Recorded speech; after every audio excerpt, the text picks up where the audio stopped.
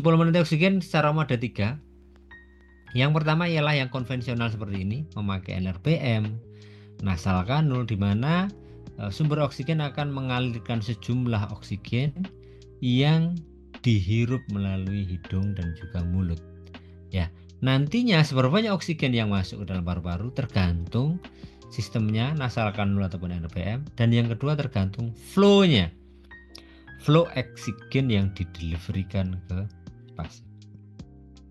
Kalau dengan terapi oksigen konvensional seperti ini nggak adekuat, maka ada pilihan lain, namanya high flow nasal kanul.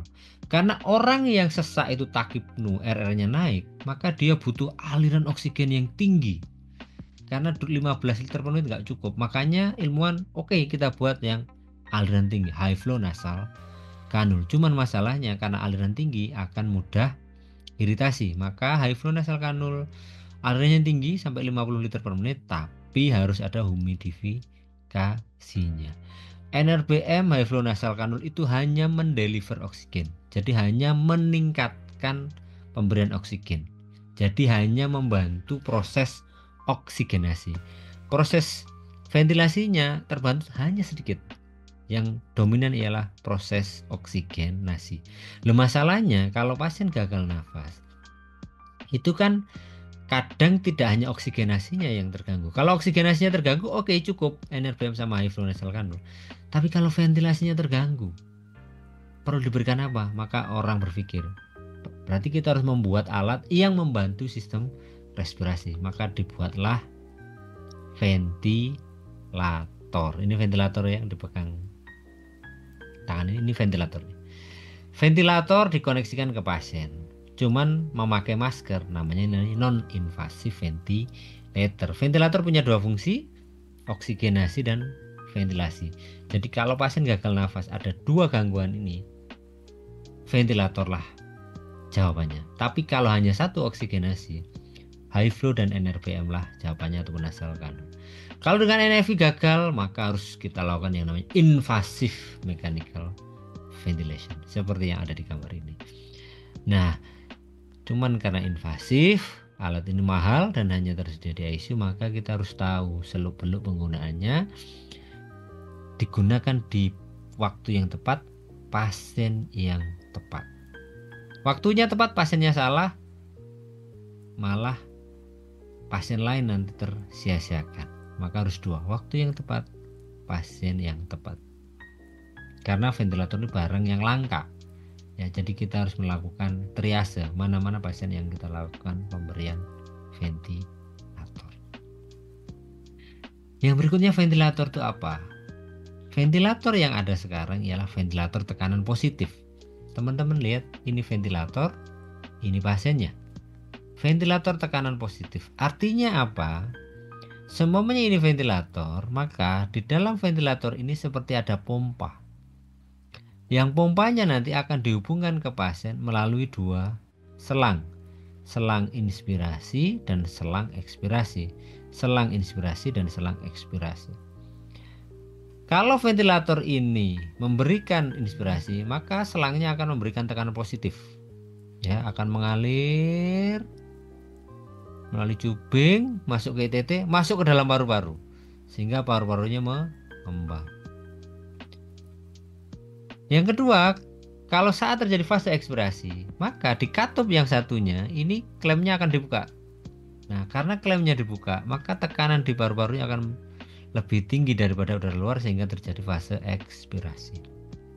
Maka ventilator yang ada sekarang itu kontrafisiologis dengan sistem nafas kita.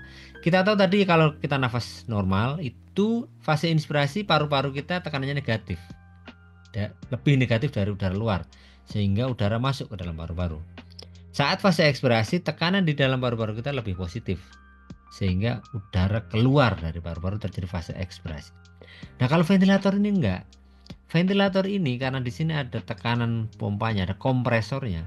Saat fase inspirasi, maka tekanan di dalam mesin ventilator ini meningkat. Sehingga karena meningkat, katup inspirasi dibuka, udara oksigen mengalir. Melalui katup inspirasi mengalir ke paru-paru pasien. Karena tekanan di ventilatornya lebih tinggi, positif, maka terjadi fase inspirasi masuk ke dalam paru-paru. Katup ekspirasi ditutup dulu.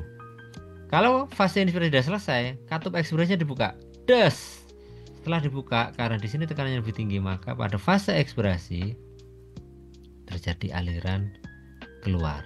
Fase inspirasi kalau normalnya tekanan paru-paru lebih negatif, kalau dengan menggunakan ventilator, fase inspirasi ialah tekanan paru-paru didorong oleh tekanan positif dari ventilator.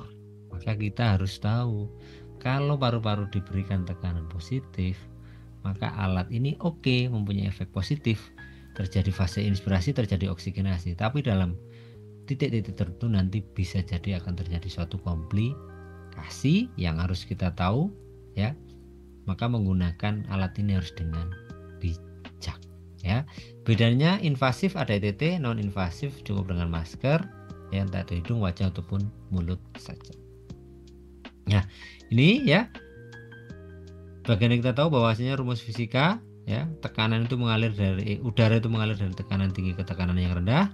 Maka kalau di ventilator tekanannya lebih tinggi, maka udara akan mengalir ke dalam paru-paru sehingga terjadi fase inspirasi. Begitu juga sebaliknya. Indikasinya apa dok? Indikasinya secara umum ya 4 ini. Pertama, gagal nafas akut, terjadi hipoksia, terjadi hipoventilasi, peningkatan vokal breath ataupun karena penyebab lain yang membutuhkan pasien itu diturun atau nafasnya dikontrol penuh untuk menurunkan oksigen consumption. Kalau saya secara simplifikasinya ya, indikasinya karena fungsinya ventilator itu seperti respirasi, maka indikasinya 2. Ya, pasien yang gagal respirasi berarti ialah gagal oksigenasi dan juga gagal ventilasi yang dibuktikan dengan apa? Gagal oksigenasi saturasi turun, gagal ventilasi hiperkarbia.